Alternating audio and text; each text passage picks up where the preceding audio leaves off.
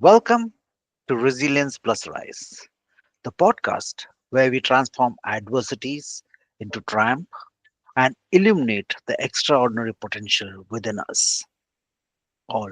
I'm your host, Thomas Scaria. I'm a resilience coach, an ultra marathoner, and a firm believer in your next most powerful chapter. This podcast is a companion to my upcoming book, Resilience plus Rise 26.2 Transformative Miles to Unleash Your Marathon of Life Mindset, coming in the first quarter of 2025. Here we amplify stories of hope, perseverance, and success to inspire your journey. Today's guest, let me take a step back. I believe there might be very, very few of us who have not seen the Game of Thrones or the House of Dragons. Well, today I've got a dragon whisperer. Here we are talking about taming your inner dragon, and the guest of honor is Risa Haasbroek. Risa helps entrepreneurs harness their energy, potential, and creativity, that fierce dragon within, to achieve clarity, confidence, and ease in their business. So, without spending much time, let's directly jump. Welcome, Risa. Thank you for having me, Thomas. I'm looking forward to this one. So, as when we had a talk first, I was intrigued by the concept of dragon whisperer, and I believe that was my first line in our chat. Is that intrigued by the dragon whisperer? What made you one? Okay, the story of that. I'm a mindset coach. That's the boring way to describe the dragon whisperer, right? I help people with their mindset. And then one of my clients gave me a testimonial, and then he said, Risa has the ability to help you find the gold in you. And I was like, gold, gold. Who guards the gold? Oh, the dragon.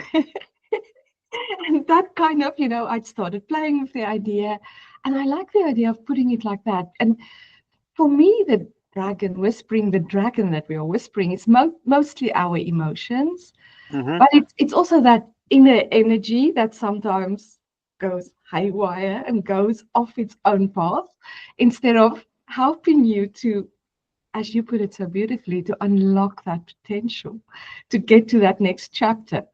So that's how I became the dragon whisperer. It's just I let my imagination run wild. Okay, and okay, let's go back to the boring title, the mindset coach, which I'm at a lot of times I'm proud to claim, because sometimes I look at there could be something as simple as this is an ice cream store.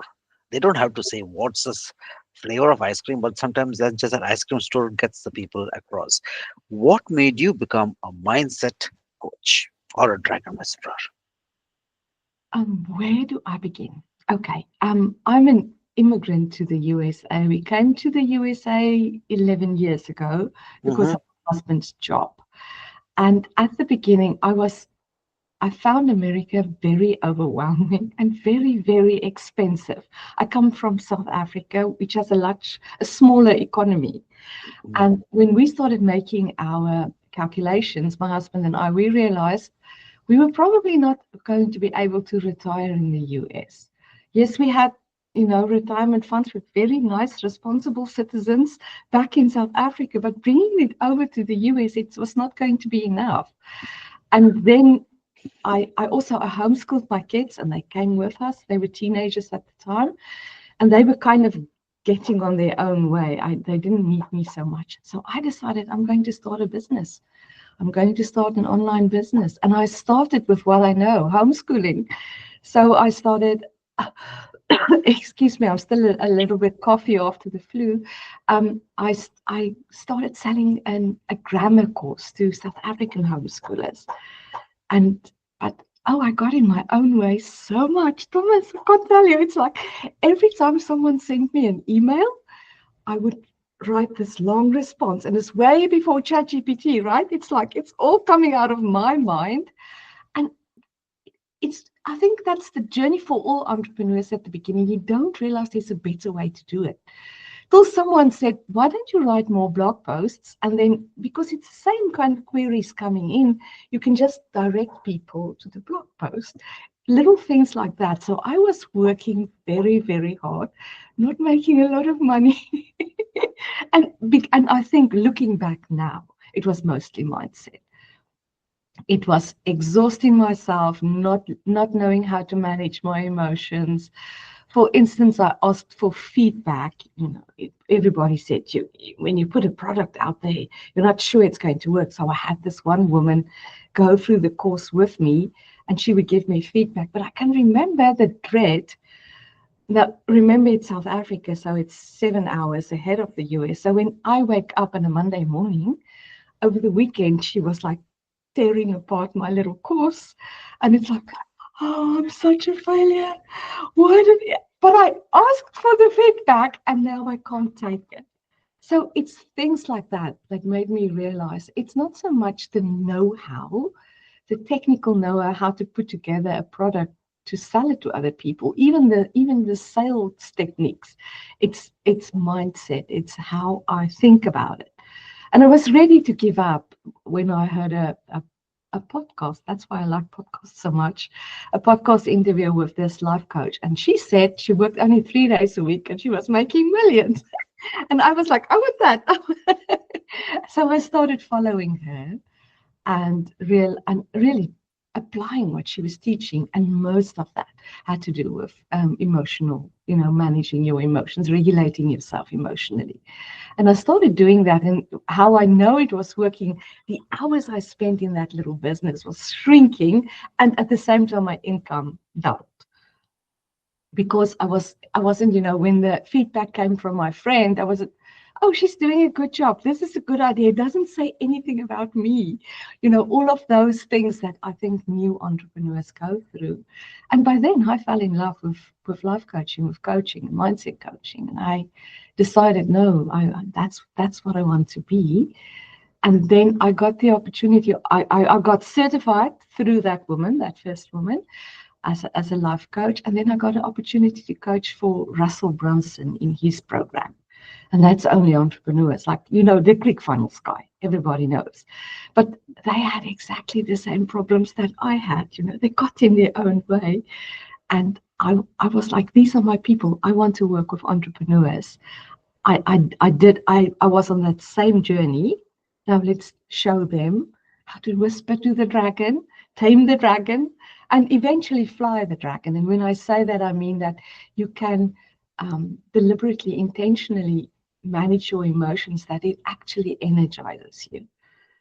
Is that enough of a backstory? Very much. It is very, very quite clear about how and what made you choose that purpose, about where you were leading to. Of course, when I look initially, when your conversation started, it was okay, the enticement of money, smaller working hours, these were there.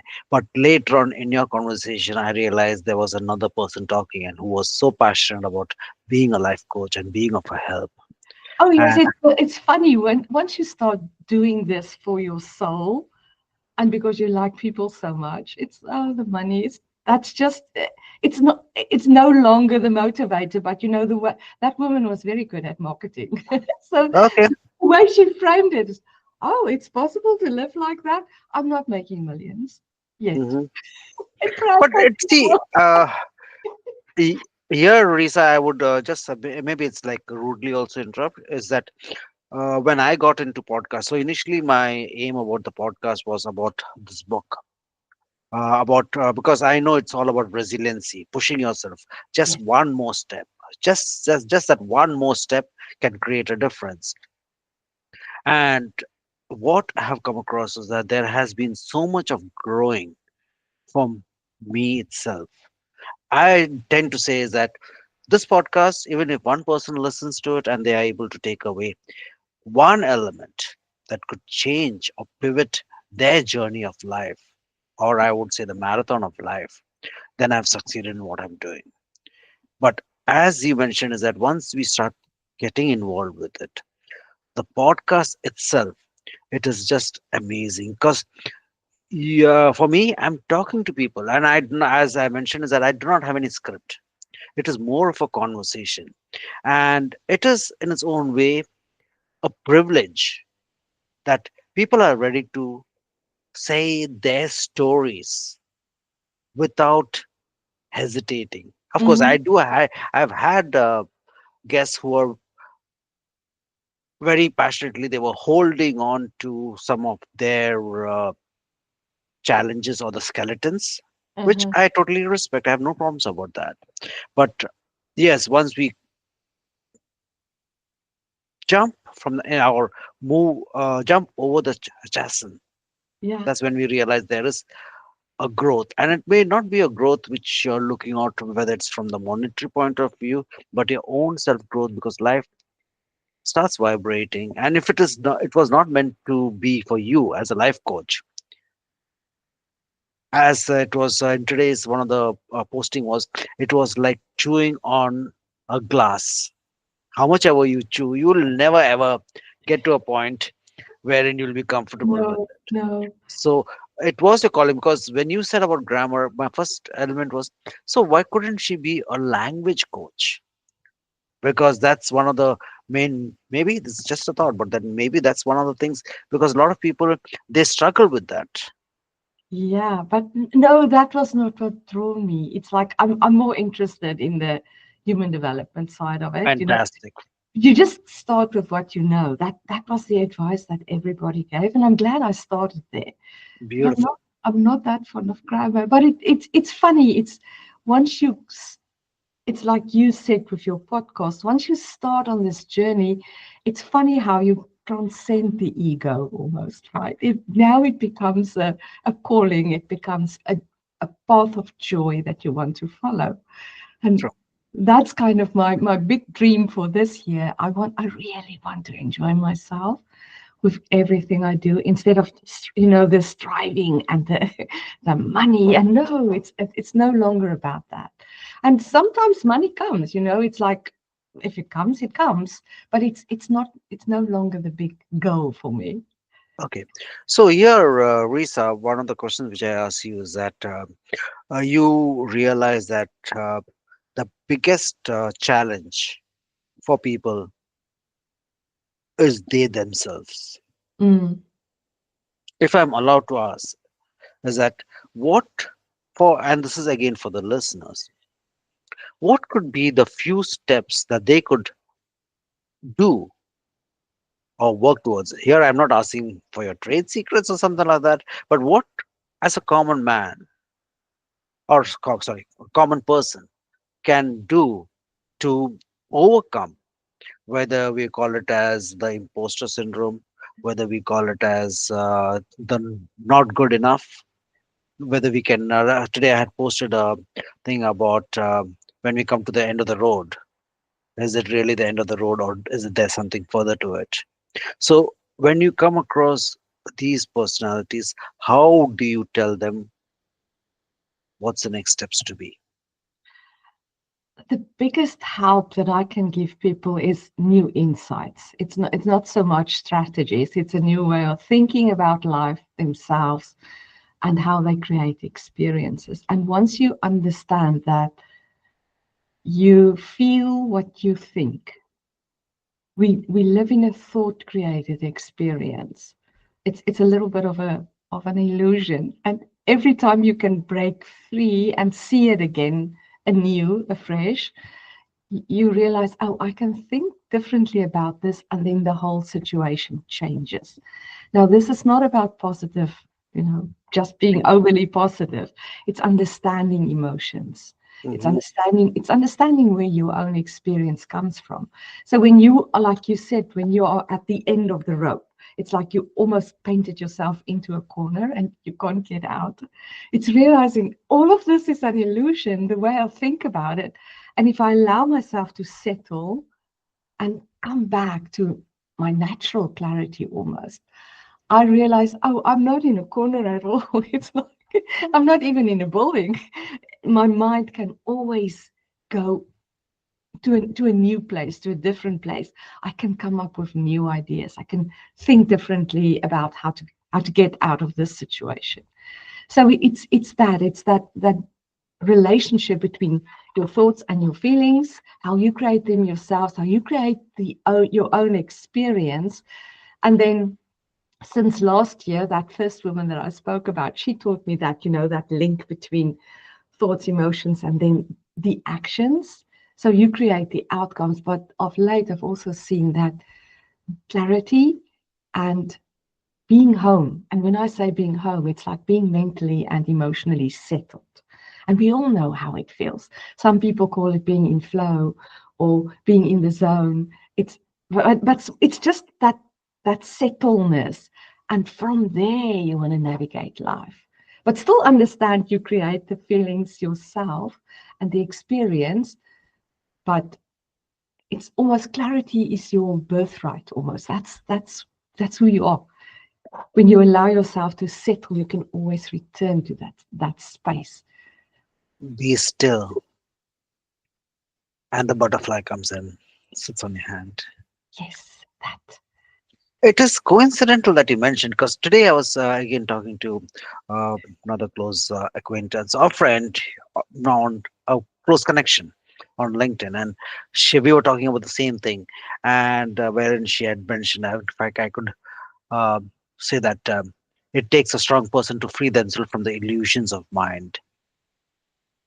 So even though it is simple, powerful, but it's still very, very challenging. It's On not what easy. Yes. it is not. So again, I go back to one of my favorite author Viktor Frankl, wherein he talks. Mm, You got a space between the stimuli and the response, and in that space lies your answer, how your thought process works and gets to it. yes. So, in this conversation, what we are having, you say that needs to get towards clarity. I believe I know a little of it, but when for a listener, they say, what does it mean by going within or listening to that inner dragon? How would you explain that to a person who's just busy with their 8 to 6 job? And here again, I talk about when they talk about work life balance, wherein work has become a part of life. Hmm. They've got the family life, they've got all so many things. By the time it comes to end of the day, they did not know how the day has gone in. So to these people, how do you explain the concept of go within or search for that clarity or search for that door? The human mind is incredible. It's when you just ask your mind, how can I explore this? How can I discover this clarity for myself? It will come. It's so amazing. Your mind is like a detective. If you tell it, go find the evidence for me, it will actually bring it to you. So then the opportunities, they will almost like become apparent to you. But how can I explain this? Let me think a little bit. It's like you said, it's getting quiet, and I don't think we allow ourselves to get quiet enough in 2025. And I think social media and phones generally is a big, it's like it fractures your focus so much. It's like, oh, squirrel, oh, it's that kind of energy. It's very difficult to get quiet in that environment. So the first step definitely is self-awareness, is I want that. How do I get that? So even if it's just having this little practice of sitting in a chair for 20 minutes without paper, without a pen, especially without a phone, and just sit there and be. And 20 minutes for modern people can be like a very long time. Because See, you just mentioned about going to the mind. I would say mind is one of could be your worst of enemies. But because the moment you sit quiet, your mind is already having the monkey mind. It goes on jumping from here to there, there to here. Yes, So at least when we say about being quiet, it's not only about the mind, but introspection that we are watching. We are the watcher. We can see the mind. yes, So it yes, is yes, a yes. choice. You witness yourself actually experiencing something. Yes. And then taking a breath and just focusing on, okay, let the chatter continue and it will slowly die down. It does. And it's funny, at many people when I start working with them, they tell me, "What are you talking about?" But after we just talk for a few minutes, they get it. They know when you are so in love with something you do that time stands still. That's that feeling. That's that silent center of your soul that I enjoy. I invite people to visit more, to build a relationship with more. So, Risa, one of the things which I've been observing is that when you're talking about the silence, in fact, especially when you spoke about silence of the soul, you just became so vibrantly alive. Of course, you are a very you got that particular resonance about you, but then there's something which just came up. What can we talk about the silence of the soul? I think it's really learning to listen to yourself and see the monkey brain, going on off on all the branches and just witness it, observe it. Don't follow it. Don't follow it. But okay, off it goes and come back, just come back to that feeling of and it's being alive. And I love this quote by what's his name? A Hero with a Thousand Faces. Who wrote that book? The guy who taught us everything about how to write stories. Hmm, just I forgot his name now. It will okay, come, but yeah, it will come to me oh, Joseph Campbell. Yes, Joseph Campbell. He said that we are not so much looking for meaning in life as we are looking for the feeling of being alive. And when you camp out in that silent center of your soul, you feel the aliveness, you feel it. And when you live there, life becomes beautiful. And it's almost effortless. And then doing all these amazing things, even accomplishing great things from that space. It's just beautiful because you are chasing, and I'm using chasing deliberately, you're chasing the feeling of being alive. illusions. Yes. Actually, that hit a nerve quite very close.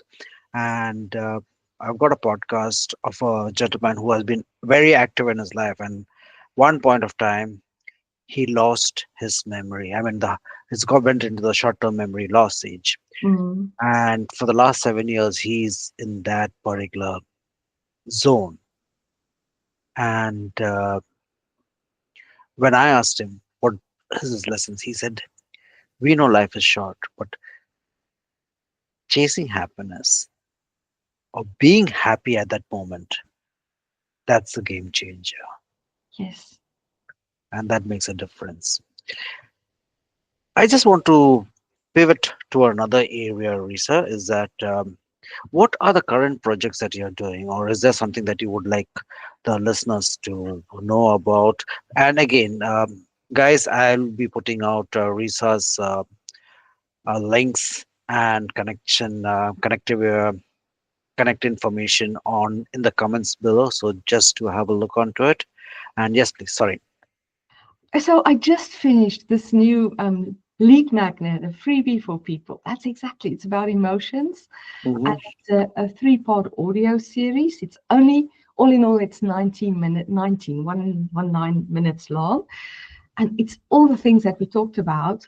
And I chose an audio to deliver this in the format because I think listening, it kind of bypasses all the mental barriers that we have. And then it really soaks into your soul this new understanding, a new way of thinking about emotions. And if people wanted that, it's like I have the link on LinkedIn, and it's also on my website. There's a tab, Sure. free audio course or something. I can't remember Fantastic.